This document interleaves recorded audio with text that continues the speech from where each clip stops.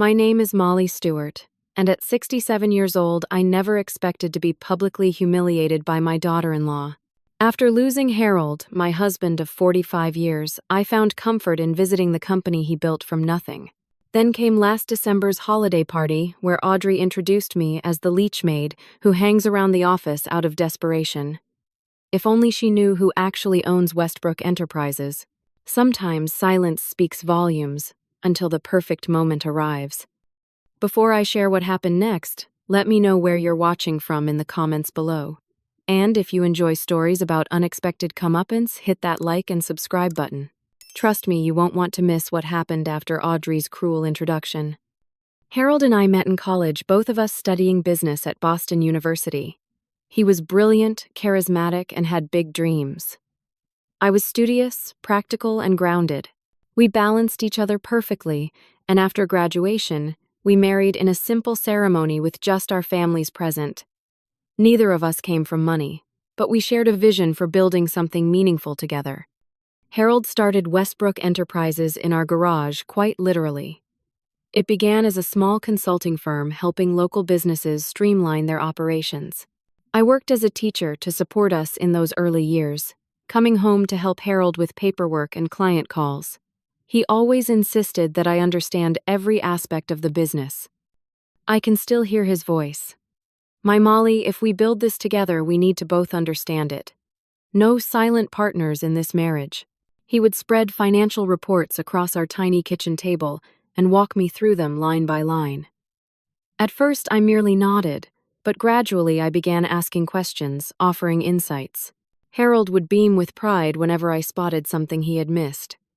As Westbrook grew, so did our family.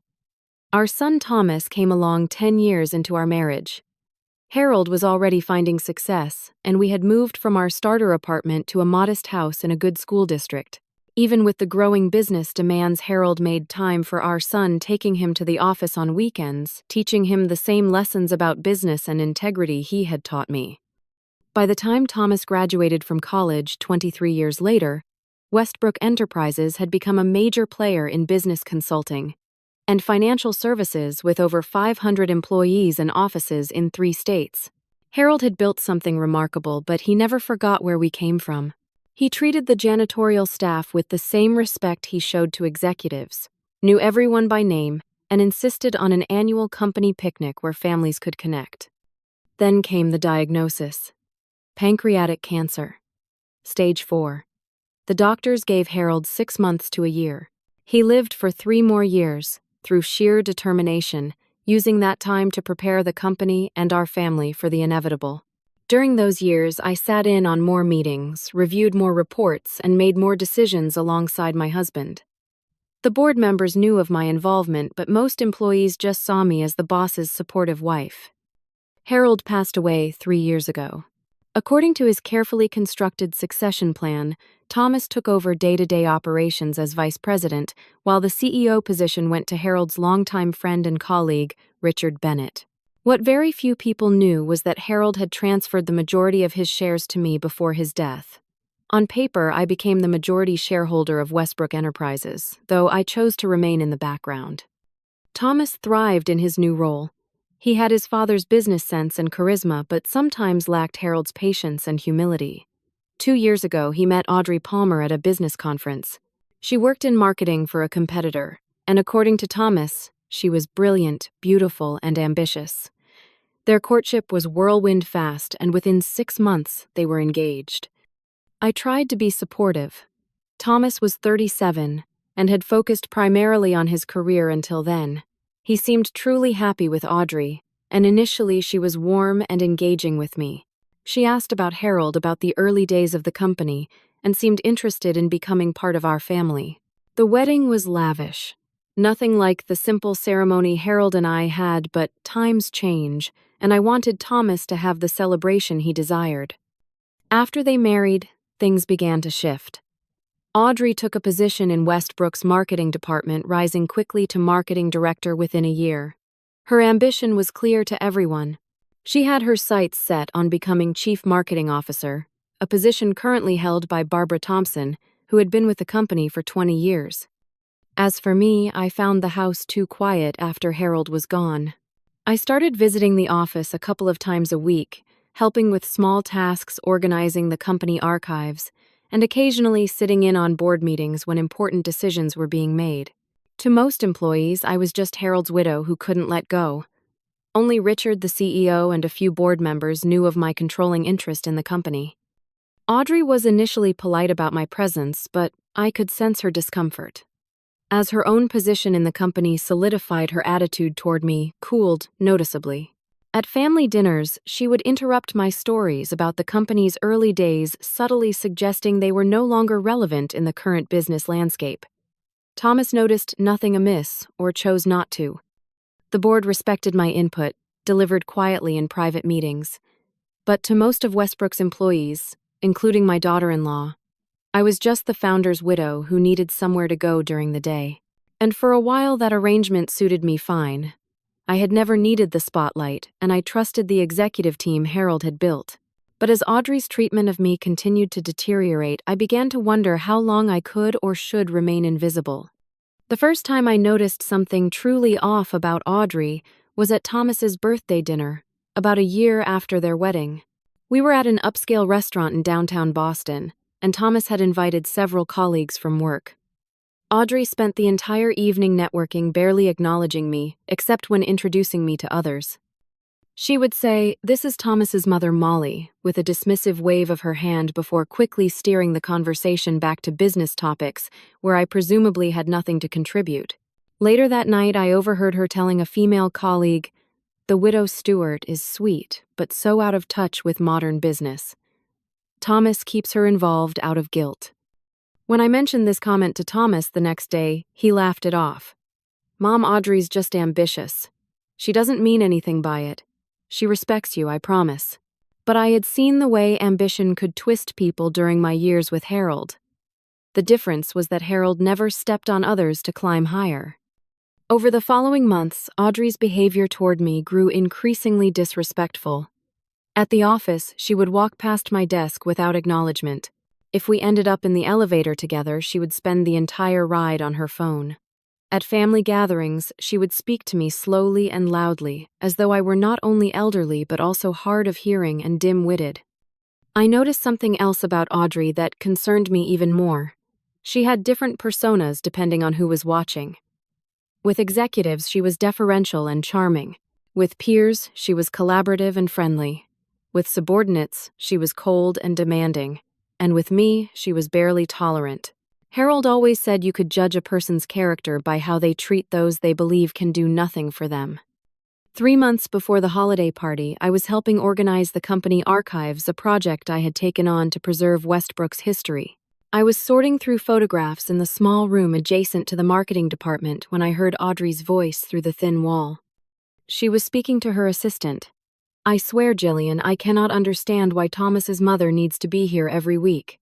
She just wanders around touching things, asking questions about basic business concepts like she's confused. It's embarrassing. Thomas says she's lonely, but there are senior centers for that." The assistant, to her credit, sounded uncomfortable. "Mrs. Stewart seems really nice, though. Everyone likes her." "Being nice doesn't qualify you to hang around a Fortune 500 company," Audrey snapped. "She's like a leech that we can't remove because she's the founder's widow. Just keep her away from the client meeting next week. I don't need her outdated ideas confusing the message." The words stung, but I remained silent. Harold had always emphasized dignity over confrontation. Still, something shifted in me that day. I began to pay more attention to Audrey's decisions in marketing, noticing how she was slowly dismantling many of the client relationship approaches Barbara had built. Approaches that had worked for decades were being replaced with flashy, expensive campaigns that looked impressive but delivered less substantive results. At one board meeting, sitting quietly in the corner as usual, I listened to Audrey present her new marketing strategy. The younger board members seemed impressed by the slick presentation, but I could see Richard, the CEO, glancing at me with a questioning look. After the meeting, he pulled me aside. "What do you think, Molly?" he asked. I chose my words carefully. The presentation was impressive, but I'm concerned that we're moving away from the relationship-based approach that built our client base. Harold always said that trust outlasts trends. Richard nodded. That's exactly what I was thinking. I'll have another look at the numbers. Thank you, Molly. As the annual holiday party approached, tension between Audrey and me reached a breaking point. Thomas mentioned that Audrey had been working late every night to ensure the event was spectacular, as many important clients would be attending. He asked if I would help with some of the preparations, particularly coordinating with the catering company that had worked with Westbrook since the early days. When I called Audrey to offer my assistance, her response was chilly. Thanks, Molly, but I have everything under control. We're going for a more modern approach this year. Actually, I was going to talk to Thomas about this, but perhaps you and I should discuss it directly. The party is really for active employees and key clients. You might feel out of place. The implication was clear. She didn't want me there. Thomas is presenting the annual growth report, I said calmly. I wouldn't miss it. Of course, she replied, her voice tight. Just please let the event planning team handle everything. No need for you to worry about any details. Despite her obvious reluctance, I decided to attend. Thomas wanted me there, and besides, I had attended every holiday party since Harold started the company. This would be no different, I told myself, though deep down I knew Audrey was deliberately trying to push me out of company events, and by extension, Thomas's life. The week before the party, I overheard Audrey on the phone with what sounded like a friend. The conversation drifted through the open door of her office as I passed by. Can you believe I have to include the mother-in-law in the seating arrangements, she was saying. She's basically the company charity case at this point. Everyone knows it, but no one says anything because she's the sacred founder's widow. I paused, my hand gripping my purse strap tightly, then continued walking. I thought about confronting her, about revealing my actual position in the company. But something held me back. Perhaps it was the years of preferring to work quietly behind the scenes. Or maybe it was the desire to see just how far Audrey would go if left unchecked. Either way, I decided to attend the holiday party with my head held high, representing Harold's legacy with dignity regardless of how Audrey chose to treat me. The annual Westbrook Enterprises holiday party was always an elegant affair, but this year Audrey had outdone herself. The grand ballroom at the Ritz-Carlton Boston was transformed into a winter wonderland, with crystal decorations catching the light from chandeliers and creating the illusion of snow falling. A 20-foot Christmas tree stood in one corner, decorated in the company colors of silver and blue, while a string quartet played classical renditions of holiday songs. I dressed carefully for the evening in a deep burgundy velvet dress that Harold had always loved, paired with the pearl necklace he had given me on our 40th anniversary. I arranged my silver hair in a simple updo and applied light makeup. At 67, I had long since stopped trying to look younger, instead embracing the elegance that can come with age when accepted gracefully. Thomas picked me up at 6:30, apologizing that Audrey had gone ahead early to oversee final arrangements. He looked so much like his father in his dark suit, his eyes bright with excitement about his presentation later in the evening. You look beautiful, Mom, he said as he helped me with my coat. Dad would be proud of how you've carried on. If only he knew how literally I had carried on Harold's work, I thought, but didn't say. Instead, I smiled and told him how proud I was of him. We arrived at the hotel just after 7 when the party was already in full swing. Nearly 300 employees and clients filled the ballroom, all dressed in their finest. Thomas was immediately pulled into a conversation with some clients, and I made my way to the bar for a glass of white wine. Several longtime employees greeted me warmly. Martha from accounting gave me a hug, reminiscing about the early days when the holiday party was held in our backyard. Carlos, who had started in the mailroom 20 years ago and now managed operations for the East Coast division, kissed my cheek and introduced me to his new wife. These moments reminded me why I still felt connected to Westbrook beyond just ownership. These people were like extended family. I was enjoying my conversation with Carlos when I noticed Audrey watching me from across the room, her expression tight. She excused herself from her own conversation and made her way toward us, her emerald green dress drawing admiring glances. She was undeniably beautiful, with her dark hair swept up elegantly, and diamonds glittering at her ears and throat. Carlos, she said, ignoring me completely, the Johansson clients are asking for you. They're by the dessert table. Carlos looked uncertain, glancing between us. Mrs. Stewart and I were just catching up. It's quite all right, I assured him. Go ahead. Business comes first. As Carlos walked away, Audrey finally acknowledged me with a thin smile. You look nice, Molly. That dress is very classic. The emphasis on classic implied outdated, but I refused to take the bait. Thank you, Audrey. You've done a wonderful job with the party. Everything looks lovely. She nodded, clearly pleased with the compliment despite her animosity toward me. Well, it's important to project the right image. Speaking of which, I noticed you talking to several executives. I'd appreciate if you could mingle more with the, administrative staff tonight. The executives need to focus on our key clients. Before I could respond, she added, Oh, and the dessert display seems a bit disorganized. Since you like helping around the office, perhaps you could straighten it up. The catering staff seems overwhelmed. With that, she walked away, leaving me stunned by her audacity. She had essentially asked the company owner to act as unpaid help at the company party. For a moment, I considered calling her back and setting the record straight. But years of preferring to work behind the scenes held me back. Instead, I did go to the dessert table not to follow Audrey's instructions, but because I needed a moment to compose myself. As I absently adjusted a plate of chocolate truffles, Barbara Thompson, the chief marketing officer and Audrey's direct supervisor, approached me. Molly, she said warmly, it's so good to see you. How are you holding up? Barbara had been a friend for nearly 2 decades, one of the few who knew my true position in the company. I confided in her about Audrey's behavior, keeping my voice low. She frowned. That's completely unacceptable. Do you want me to speak with her? I shook my head. Not tonight. Let's not create a scene. At that moment, Richard Bennett, the CEO, joined us with his wife. After exchanging pleasantries, he looked around and asked, Is Thomas here? I wanted to go over a few points before his presentation.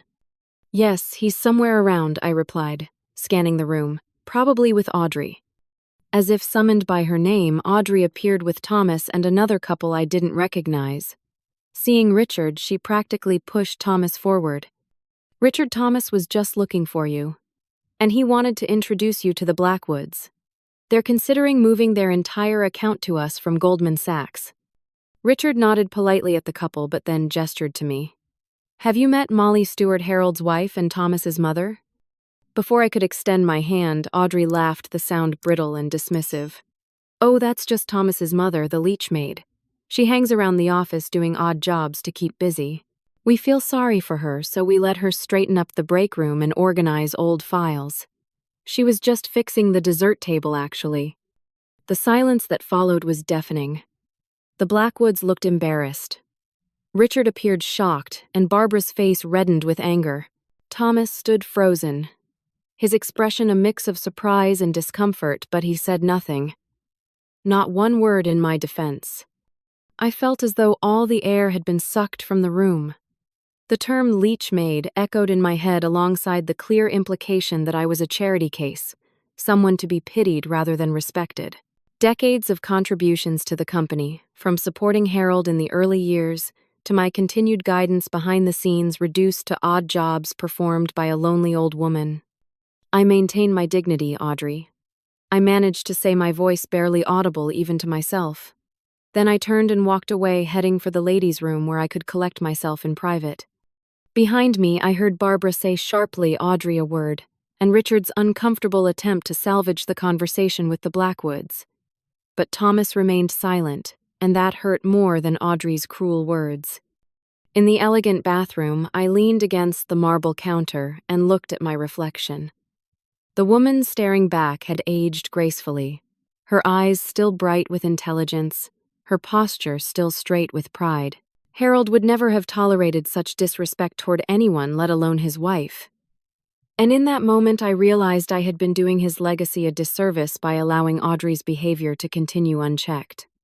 As I stood in the bathroom gathering my composure, Harold's words came back to me. Dignity isn't about never being knocked down, Molly.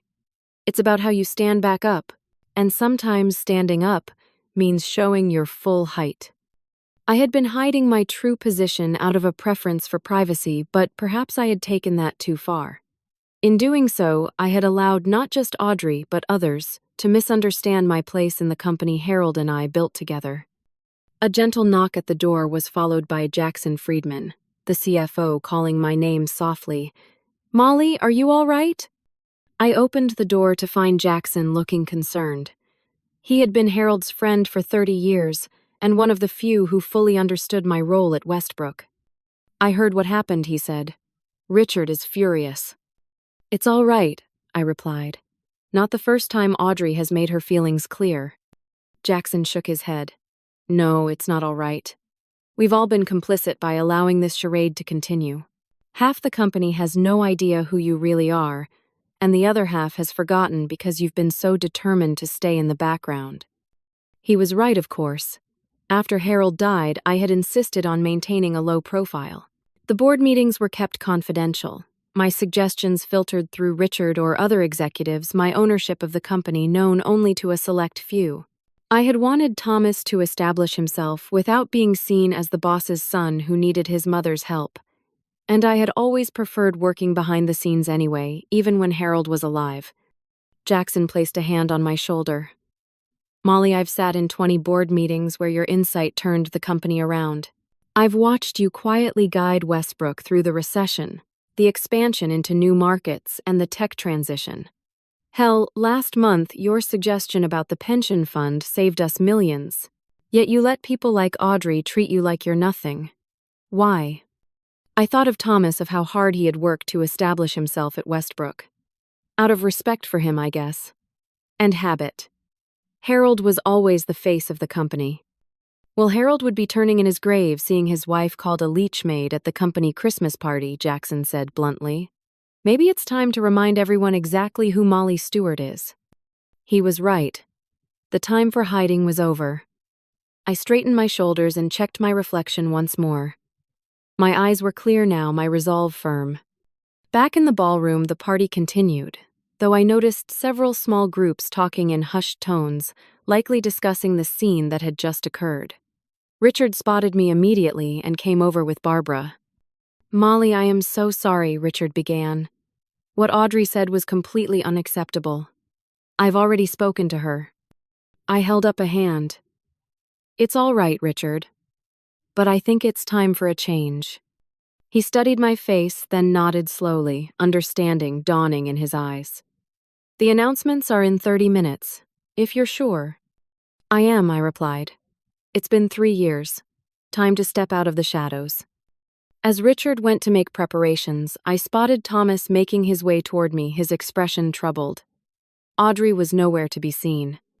"Mom," he said when he reached me, "I'm sorry about what Audrey said. She's been under a lot of pressure with this party and the Blackwood account." I looked at my son, really looked at him, and saw a man who had allowed his wife to publicly humiliate his mother because it was easier than standing up to her. "No, Thomas, this isn't about pressure. This is about respect, something your father valued above almost everything else." Thomas had the grace to look ashamed. "I know. I should have said something. I was just caught off guard." "Yes, you should have," I agreed. "But this is about more than just tonight. Audrey has been treating me disrespectfully for months and you've said nothing. Done nothing."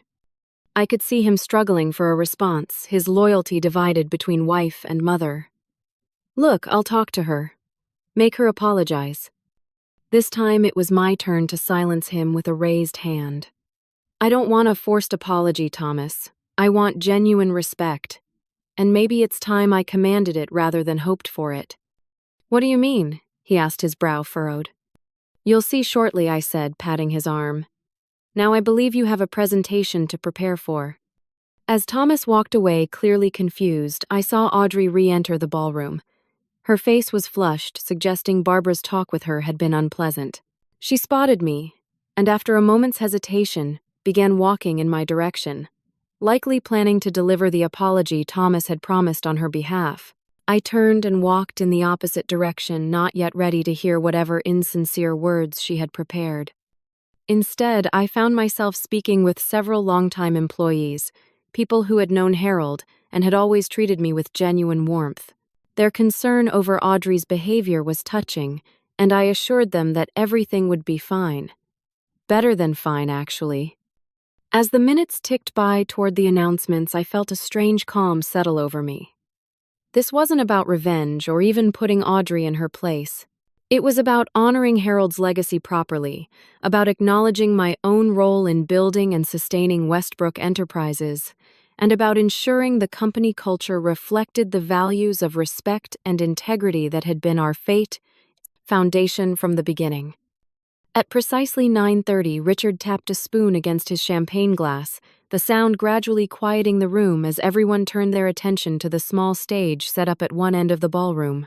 The annual announcements were a tradition at the Westbrook holiday party, a time to recognize achievements, share company news, and usually present a brief memorial to Harold. Ladies and gentlemen, Richard began. Welcome to the 45th Annual Westbrook Enterprises Holiday Celebration. As always, we have much to be thankful for this year. He proceeded to recognize top performers in various departments, announce promotions, and share impressive growth numbers. Thomas delivered his portion about financial projections with confidence, earning appreciative nods from the clients in attendance. I noticed Audrey standing near the front, her posture perfect, her smile fixed as she applauded at appropriate moments. She had recovered her composure, it seemed. Then Richard's tone shifted slightly. Every year at this event, we take a moment to remember our founder Harold Stewart, whose vision and integrity built the foundation for everything Westbrook has become. This year, I'd like to invite someone special to speak about Harold's legacy. Someone who knows that legacy better than anyone. Ladies and gentlemen, please welcome Harold's wife and Thomas's mother, Molly Stewart. A murmur of surprise rippled through the crowd. This wasn't part of the usual program, and I could see confusion on many faces, including Thomas's. Audrey's perfect smile faltered for just a moment before she recovered, likely assuming this was Richard's way of making amends for the earlier incident. As I made my way to the stage, I felt strangely calm. Richard squeezed my hand as I took the microphone, a gesture of support that I appreciated. I looked out at the sea of faces, some familiar from decades of company events, others new additions to the Westbrook family. My family in many ways. Thank you, Richard, I began, my voice steady. For those who don't know me well, I'm Molly Stewart. Harold and I started Westbrook Enterprises 45 years ago in our garage, with nothing but a second-hand desk, a telephone, and a belief that business consulting should be built on relationships and integrity. A few of the older employees nodded, familiar with this story. The newer ones, including Audrey, looked politely interested, though I could see confusion in some eyes. This wasn't the usual brief memorial speech about Harold. Many of you knew Harold as a visionary, a mentor, and a friend, I continued. What some of you may not know is that from the very beginning, Harold insisted that I understand every aspect of the business. No silent partners in this marriage, he would say. When we made the decision to expand beyond Boston, we made it together. When we weathered the recession of the early 90s, we did it together. When we took the company public in 2000, that was a joint decision too. I paused, noticing how Audrey's expression had shifted from polite interest to growing confusion. Thomas, too, was watching me intently, clearly wondering where this was going. During Harold's illness, I became even more involved in day-to-day operations, sitting in on board meetings and working closely with the executive team. And before his death, Harold transferred his shares in the company to me. All of them. The murmur that swept through the room this time was louder, with several people turning to look at each other in surprise. Audrey's face had gone completely still, her eyes widening slightly. For the past 3 years, I've continued to guide Westbrook as its majority shareholder, though I've chosen to do so quietly behind the scenes. I wanted to give the management team space to lead, and to allow Thomas to establish himself on his own merits rather than as the owner's son. Now I look directly at Audrey, whose face had drained of color. But recent events have made me realize that perhaps I've been too invisible. That in trying to be humble, I've allowed misconceptions to flourish. So let me be clear, I don't hang around the office out of boredom or loneliness. I'm not looking for odd jobs to fill my time. I smiled, making eye contact with various employees around the room. I help organize the company archives because our history matters. I straighten up the break room sometimes because I believe no task is beneath anyone, including the owner. And I attend meetings not as an observer but as the person with the controlling interest in Westbrook Enterprises. The silence in the room was absolute now. I could see shock on many faces but also dawning understanding on others. Several of the board members were smiling, clearly relieved that the charade was finally over. I want to share a story about the early days of Westbrook. I continued a story only someone intimately involved would know. In 1986, we were at a crossroads. We had an offer to sell the company for what seemed like a fortune back then. It would have set us up for life. The night before we had to give our answer, Harold and I sat at our kitchen table until 3 a.m, weighing the decision. I looked around the room, seeing several of the older employees nodding in recognition. This story wasn't in the official company history. I was the one who ultimately said no. I believed in what we were building, not just a profitable business, but a community where people could grow their careers with dignity and purpose. Harold always gave me credit for that decision, though few outside our inner circle knew it. That's the Westbrook I've continued to nurture as owner, even if most of you didn't realize it. I took a deep breath, ready to conclude. I'm sharing this now not out of anger or to embarrass anyone, but because Harold built this company on a foundation of mutual respect. He believed in recognizing the contribution of every employee, regardless of their title or role. And he would never tolerate anyone being dismissed as merely a leech maid. With the last 2 words, I looked directly at Audrey again. Her face was now flushed with mortification, her eyes darting around as if seeking an escape route. Thomas stood beside her, his expression a complex mix of shock, embarrassment, and what looked like a dawning pride. Going forward, I'll be taking a more visible role at Westbrook. Not because I need to assert authority, but because visibility matters. When we allow ourselves to be unseen, we sometimes enable behavior that doesn't align with our values. I look forward to working more openly with all of you to continue the legacy of excellence and integrity that Harold began. As I finished speaking, there was a moment of stunned silence, followed by a wave of applause that grew into a standing ovation. Many of the longtime employees were on their feet immediately, some with tears in their eyes. Others joined more slowly, processing the revelation. I noticed several people looking at Audrey with undisguised disapproval. As I stepped down from the stage, employees surrounded me, many wanting to shake my hand or share a memory of Harold. Through the crowd, I saw Audrey attempting to compose herself, speaking rapidly to Thomas, who seemed too stunned to respond properly. She then plastered on a smile and began making her way toward me, clearly intending to do damage control. When she finally reached me, her face was a mask of contrition that didn't quite reach her eyes. "Molly, I am so sorry," she began, her voice honeyed with forced sincerity. "I had no idea. Thomas never explained your actual position in the company. What I said earlier was completely inexcusable, and I hope you can forgive a foolish mistake." Before I could respond, Thomas stepped forward, finally finding his voice. "It shouldn't have mattered what Mom's position was, Audrey. She deserved your respect either way." Audrey's smile faltered for just a second before she recovered. "Of course, you're absolutely right. I'm mortified by my behavior." I looked at my daughter-in-law, seeing her clearly, perhaps for the first time. The ambition, the calculation, the determination to climb regardless of who she stepped on along the way. All qualities that might serve her well in business, if properly channeled and balanced with integrity. But right now, all I saw was someone scrambling to save face after a catastrophic social and professional misstep. "Thank you for the apology, Audrey," I said calmly. "We'll discuss this further another time. Tonight is for celebrating Westbrook and its people. All its people." With that, I turned to greet more employees, effectively dismissing her. From the corner of my eye, I saw her frozen in place, unused to being dismissed by anyone, let alone the mother-in-law she had been treating as irrelevant. Thomas placed a hand on her arm, guiding her away, his expression, suggesting they would indeed be having a serious conversation later. As the party continued, I felt a weight lift from my shoulders. No more hiding, no more allowing myself to be treated as less than I was.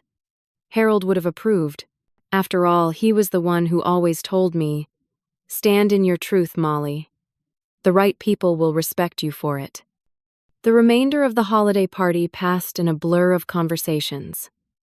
Employees who had previously given me polite nods now engaged me in substantive discussions about the company.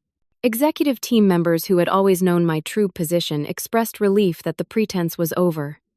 Clients who remembered Harold wanted to reminisce about him and hear my thoughts on Westbrook's future direction.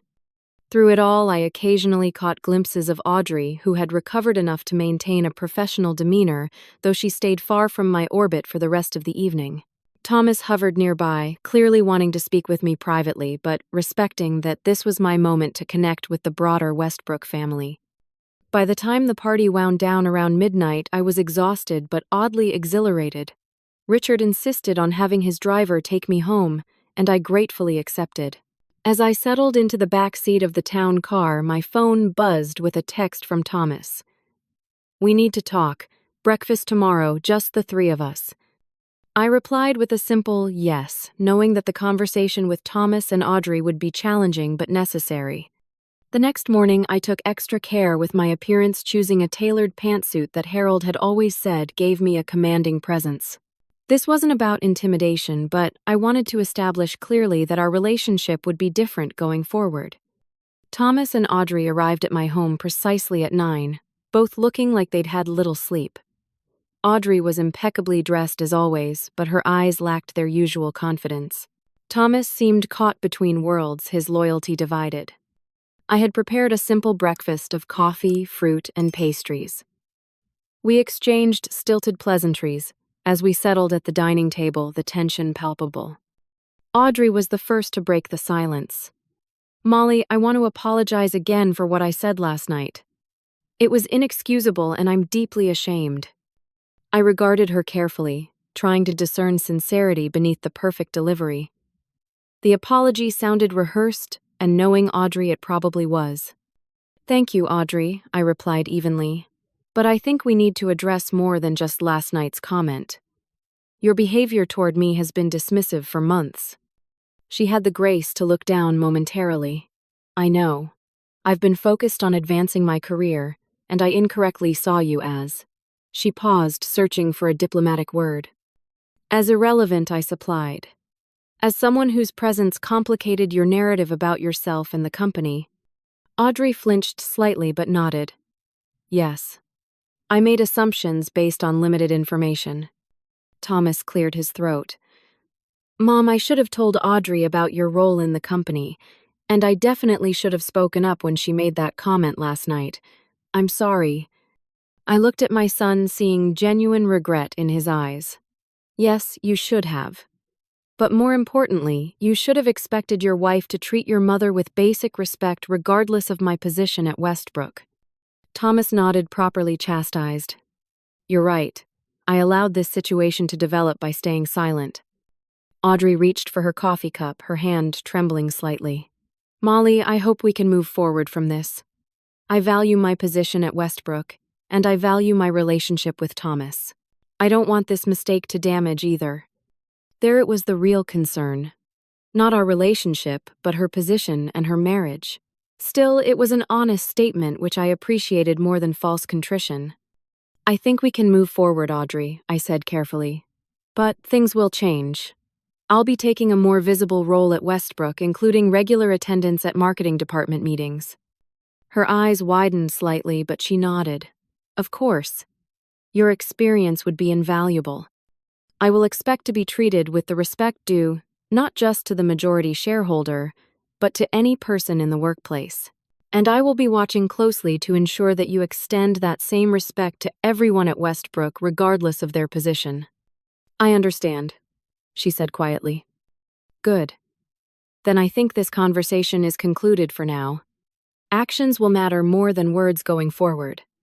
The following Monday, I arrived at Westbrook Enterprises at 8:30 earlier than my usual time. I had asked Richard to arrange a brief meeting with the executive team before the regular Monday staff meeting. It was time to formalize my more visible role. The executives welcomed me warmly, though there were a few awkward moments as those who had known my true position all along tried to explain why they had maintained the fiction. I assured them I had requested the discretion and appreciated their respect for my wishes. Now, however, we would be operating differently. I outlined my expectations clearly.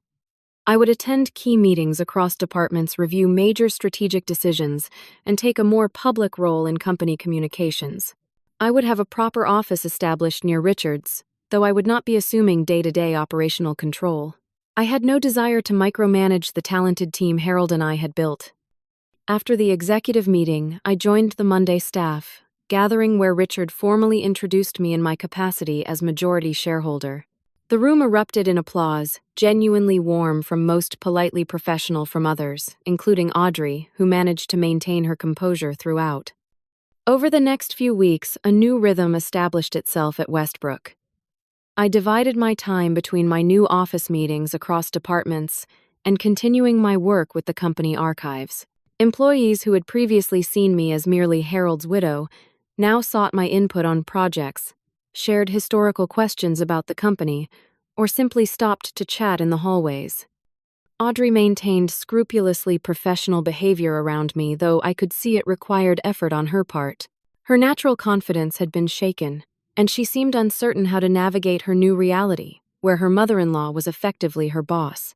She was noticeably more careful in how she spoke to all employees, particularly those in support roles, which was a positive development. Thomas and I had lunch alone 2 weeks after the holiday party. Away from Audrey's influence, he seemed both relieved and troubled.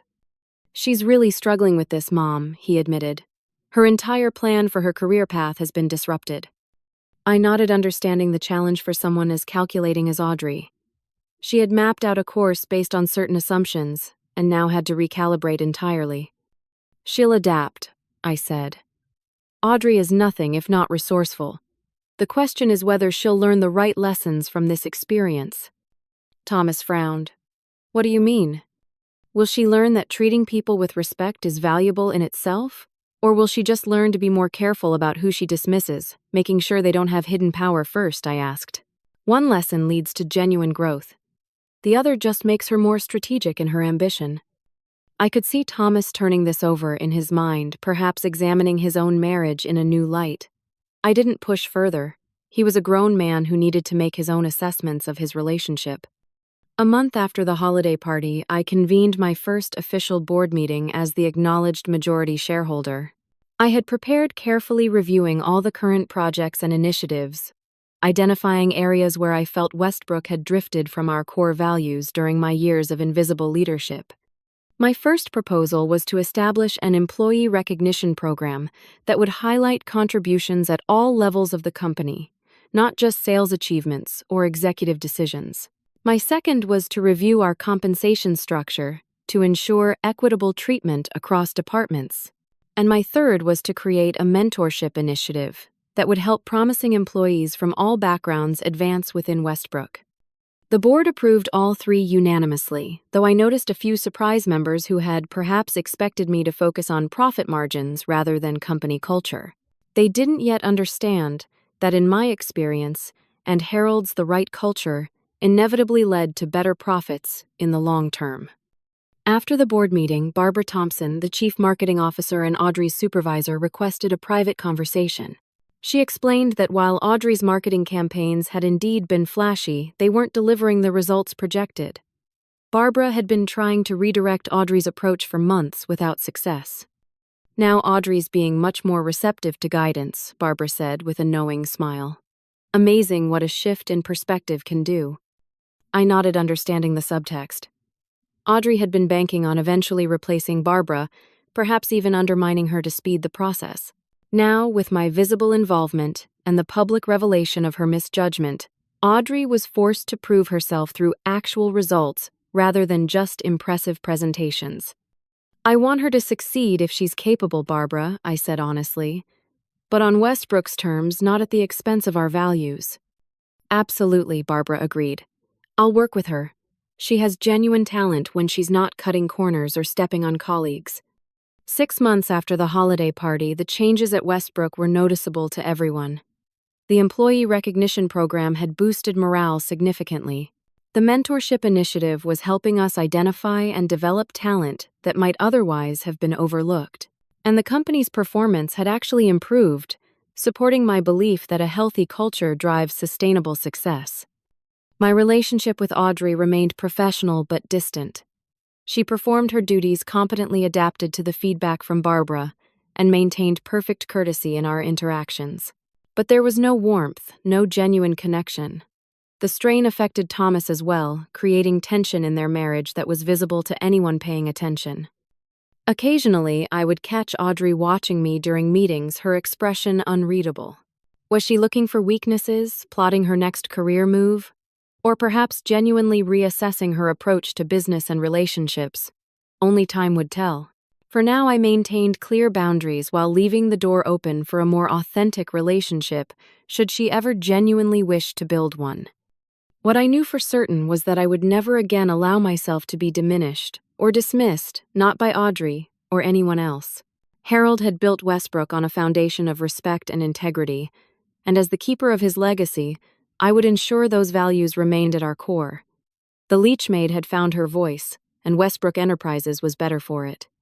6 months after that fateful holiday party, Westbrook Enterprises celebrated its 46th anniversary with a company-wide gathering in the central atrium of our headquarters.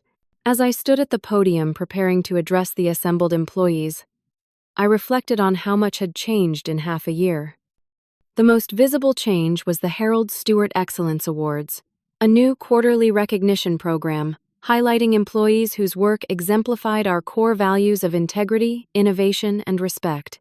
The first recipients included not just top performers in sales or management, but also Maria from the cleaning staff, whose suggestions had improved our sustainability practices, and Devin from IT, whose patient training sessions had helped our older employees adapt to new systems. Less visible but equally important were the weekly lunches I had instituted with different departments, giving employees at all levels a chance to share their ideas directly with me. These conversations had already led to several process improvements and a more collaborative atmosphere throughout the company. As I spoke to the gathered employees, sharing stories about Harold and our early struggles, I noticed Thomas standing near the back alone. Audrey was noticeably absent, having scheduled a client meeting that conveniently coincided with the anniversary celebration. Their marriage had been strained since the holiday party, with Thomas finally developing the backbone to question Audrey's treatment of others, not just me. After the ceremony, Thomas approached me. "Mom, do you have time for dinner tonight?" he asked, his expression suggesting he had something important to discuss. Over pasta at Harold's favorite Italian restaurant, Thomas opened up about his marriage. "Things have been difficult with Audrey," he admitted, twirling spaghetti around his fork without actually eating it. "She's trying, I think, but it's like she doesn't understand why her behavior was wrong, just that it had consequences she didn't like." I nodded, unsurprised.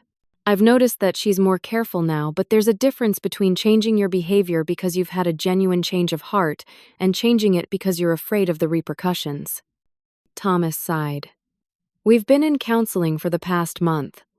The therapist keeps trying to get Audrey to examine why she feels so threatened by people she perceives as beneath her. But she just says all the right things without really engaging with the question." "And how do you feel about all this?" I asked gently. He met my eyes for the first time that evening. "I'm starting to wonder if we want the same things. I thought Audrey's ambition was about building something meaningful like you and Dad did. Now I'm not so sure. It seems more about status and power for their own sake." I reached across the table to squeeze his hand. "That's an important distinction to recognize, Thomas. Your father was ambitious too, but his success was always in service of something larger than himself, whether that was providing for his family or creating opportunities for employees." Thomas nodded slowly. "I think I lost sight of that difference. Audrey's drive impressed me so much that I didn't look deeper at her motivations." We talked for hours that night, really talked in a way we hadn't since Harold died.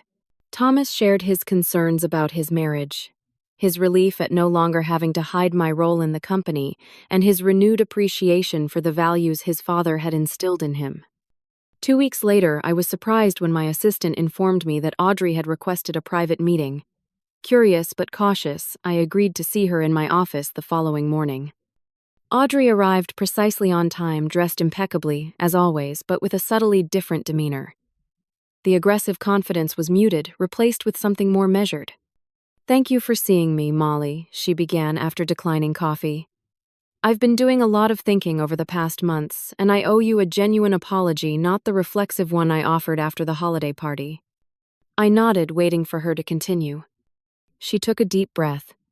"When I first joined Westbrook, I saw it as a stepping stone. I had a 5-year plan to become CMO, then move to a larger firm as CEO. I viewed relationships as strategic, people as either useful or obstacles." She paused. "Including you." "Go on," I prompted when she hesitated. "The way I treated you," she continued, "wasn't just about not knowing your position in the company. It was about fundamentally misunderstanding what makes a successful business and a successful person. I've been watching how you lead these past months. How people genuinely respect you. Not because they have to, but because you've earned it. How you listen to the maintenance staff with the same attention you give to executives." She looked down at her hands. "I'm not going to pretend I've had some magical transformation. But I am trying to learn.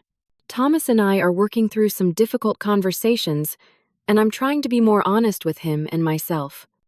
I studied her carefully. There was something different in her eyes, a hint of genuine reflection rather than calculation. It wasn't a complete change, but it was a start. "Thank you for your honesty, Audrey," I replied. "It takes courage to examine yourself this way." She nodded. "I'd like to earn back your trust if that's possible. And Thomas's. The counseling is helping me see how my behavior has affected our marriage." "Trust is rebuilt slowly through consistent actions, not words," I told her. "But I appreciate your willingness to try." As she left my office, I wasn't naive enough to believe Audrey had completely changed. People rarely do, especially when their core characteristics have brought them a certain kind of success. But genuine self-awareness was a meaningful first step, and I was cautiously optimistic that she might be capable of growth. Over the following months, I observed subtle changes in Audrey's approach. She began acknowledging the contributions of her team members more openly. She stopped talking over junior staff in meetings. And most tellingly, she started consulting with Barbara more frequently, showing a new willingness to learn from someone with greater experience. Thomas noticed the changes too. During our regular Sunday dinners, which Audrey now attended without complaint, he seemed more relaxed. Their marriage wasn't magically repaired, but they were communicating more honestly, finding a new foundation based on mutual respect rather than shared ambition. As for me, the transition from behind-the-scenes influencer to visible leader had been surprisingly natural. I still preferred quiet conversations to grand speeches, still valued substance over flash, but I no longer allowed myself to be overlooked or underestimated, and Westbrook was thriving under the more balanced approach. At the 1-year mark after the holiday party incident, we held another celebration, this one focused on the company's future rather than its past. As I watched the diverse group of employees mingling from veterans who had known Harold to new hires attracted by our strengthened culture, I felt a deep satisfaction. This was Harold's legacy, but it was mine too, and I had finally stepped fully into my role as its guardian. Audrey approached me during the event, champagne glass in hand. "I have to admit I've learned more in this past year than in my entire MBA program," she said with a self-deprecating smile that would have been unimaginable a year earlier. "How so?" I asked. She gazed around at the gathering. "I used to think business was about individual achievement, about climbing over others to reach the top. But watching you, I'm starting to understand it's about building something that lifts everyone up.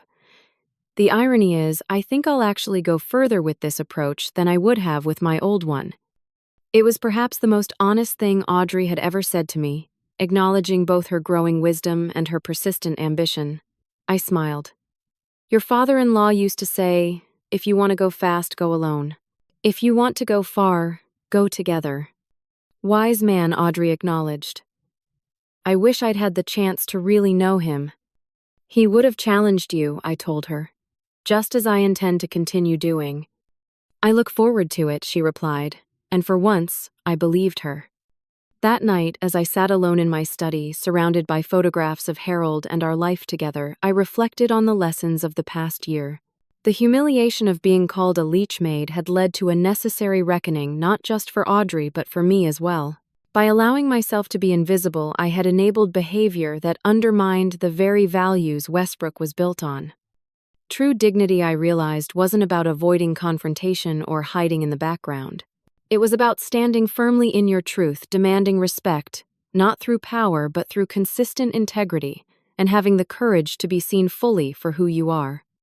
Sometimes the most powerful response to disrespect isn't anger or revenge, but simply removing the illusions that allowed it to flourish in the first place. By revealing my true position at Westbrook, I hadn't just put Audrey in her place, I had reclaimed my own. As Harold always said, it's not the title that earns respect, it's the person. And sometimes the person needs to step into the light to be truly seen and valued. What's your experience with being underestimated or dismissed? Have you ever had a moment when you needed to stand up and claim your rightful place? I'd love to hear your stories in the comments below.